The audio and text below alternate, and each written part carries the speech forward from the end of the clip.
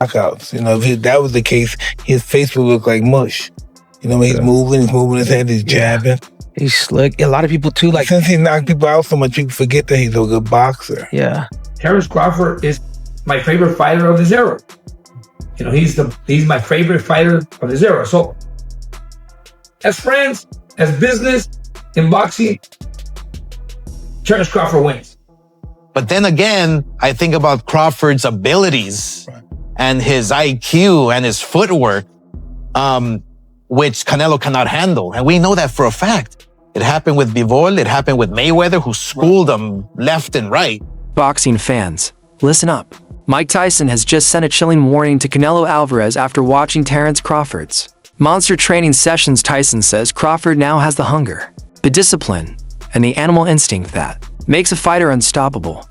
And that's why he believes Canelo may be walking straight into danger. Mike Tyson explained that every fighter has their own style, but only a few fight with that ruthless instinct of an animal. He believes Crawford has now reached that level, combining aggression with discipline. And that is exactly why Canelo might not survive this storm. That long ago. That's what's so crazy. Listen, most of these guys, Alexander Green, Hannibal, Genghis Khan, we have their DNA.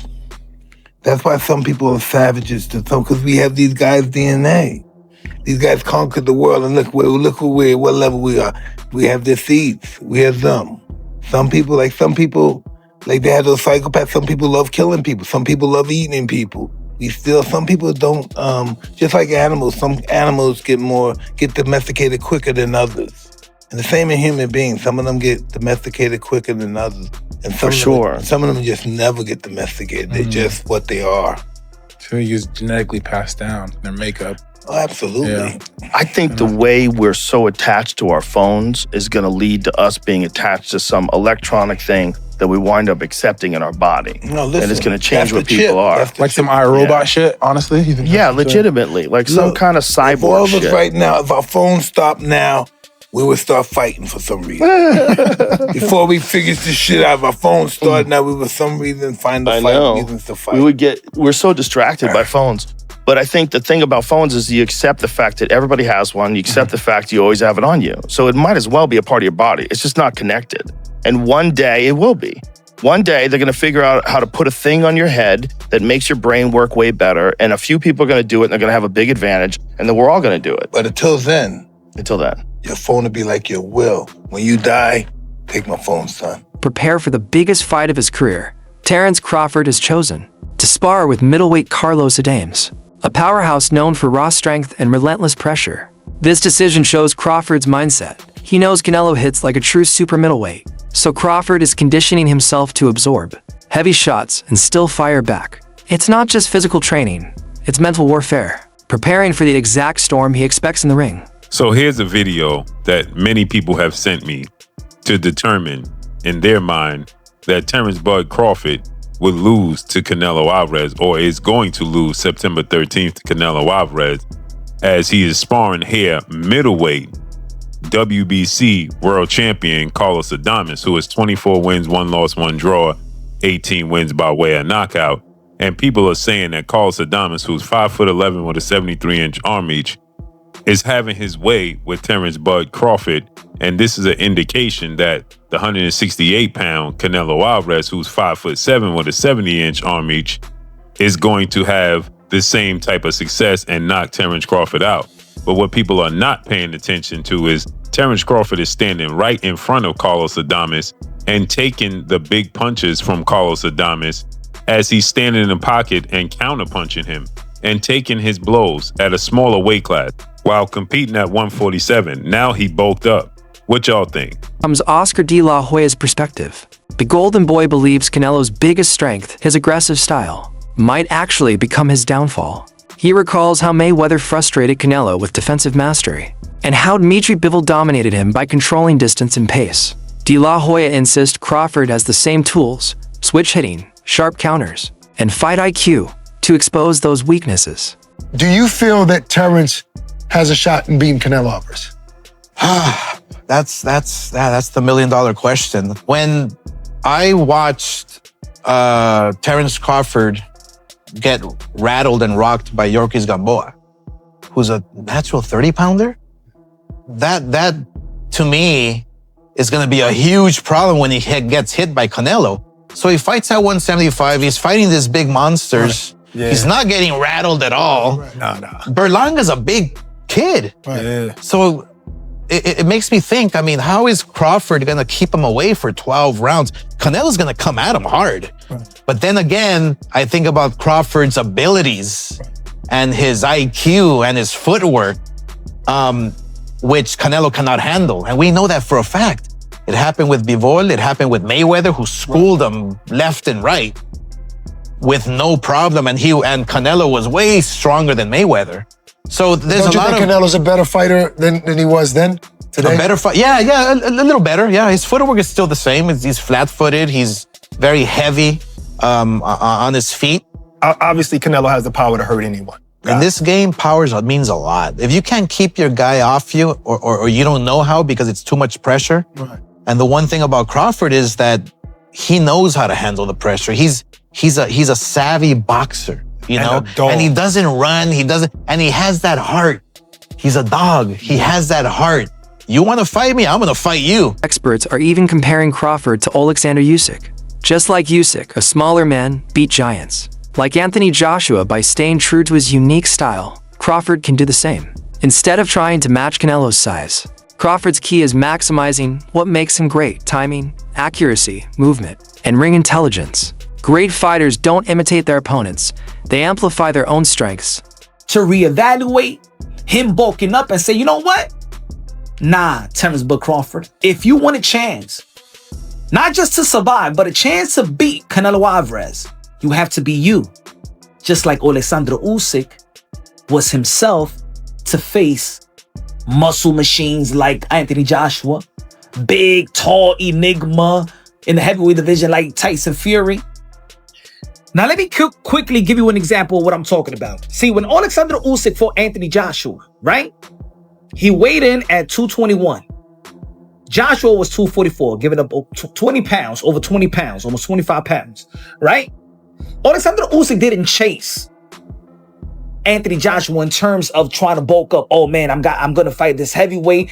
His power is gonna be more than me. His weight, he could overwhelm me with his weight, his height, you know, his power. No, I gotta be the most comfortable fighter I could be. I gotta be comfortable under my own skin.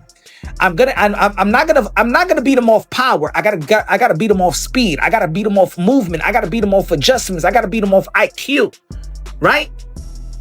So Alexander Usyk didn't have to bulk up to be successful.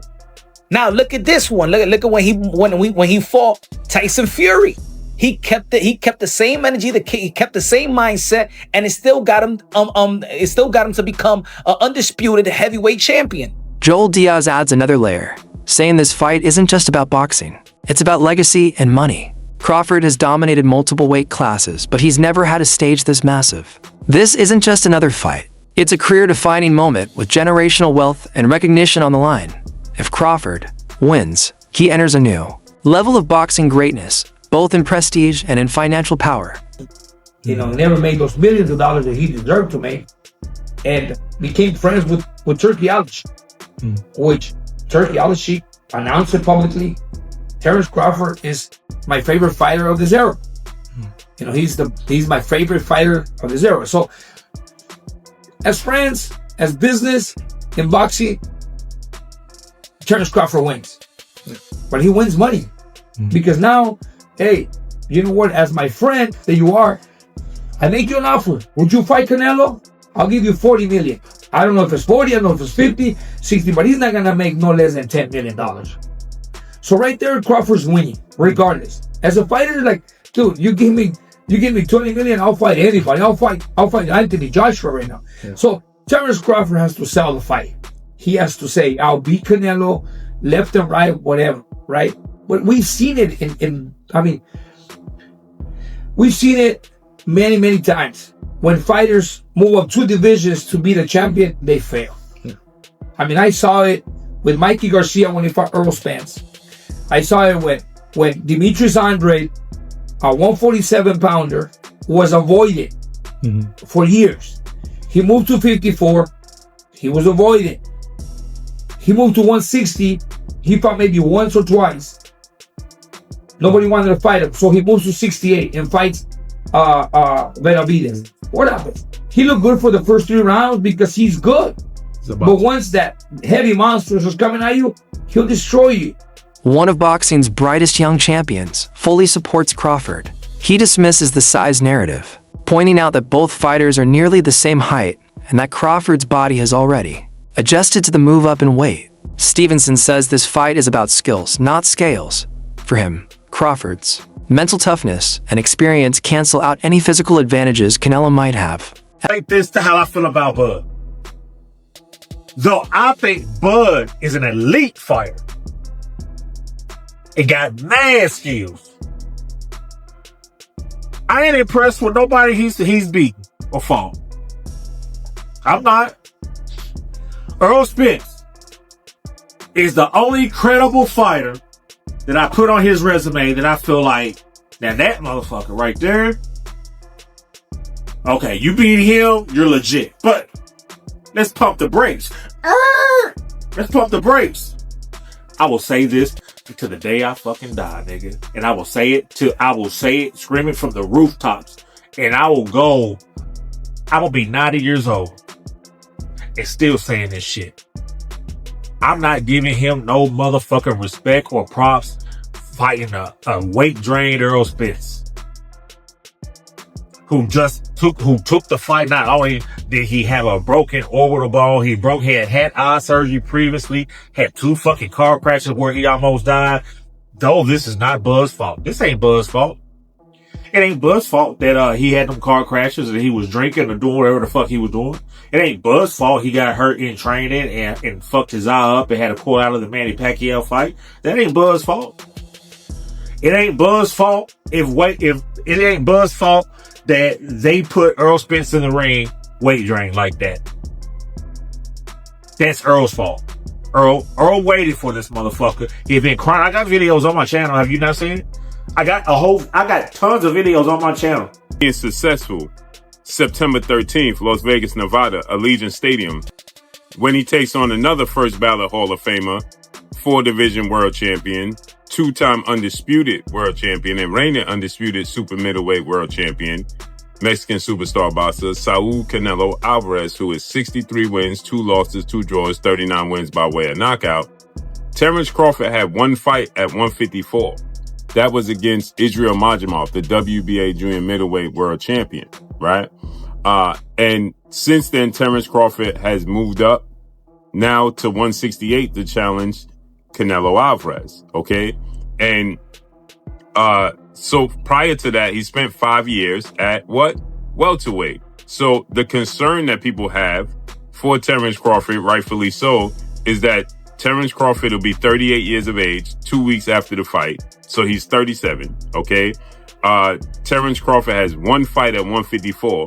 Prior to that, Terence Crawford has been competing, okay, since 2018 for the last 7 years at 147. Since June of 2018, he's been fighting at 147. His only fight outside of that division in the last 5 to 6 years was his fight against Israel Majimov at 154, which he won, unanimous decision. I thought he handily won, but people thought that he struggled. Israel Majimov is now 10 wins, 2 losses, 1 draw, 7 wins by way of knockout because he lost his last fight to Mexican superstar, WBC junior middleweight interim champion, Virgil Ortiz Jr. Not everyone agrees. Critics argue that while Crawford is dominant, he hasn't faced anyone with the star power and resume of Canelo Alvarez, aside from Errol Spence Jr., who did Crawford really beat at that level. They warn that Crawford is entering uncharted territory, and Canelo's experience under the brightest lights could present challenges Crawford has never faced before. So now the big question, will Terence Crawford's hunger, skill, and intelligence finally topple boxing's biggest superstar? Or will Canelo Alvarez's power and experience be too much to handle? Drop your predictions in the comments, Crawford or Canelo.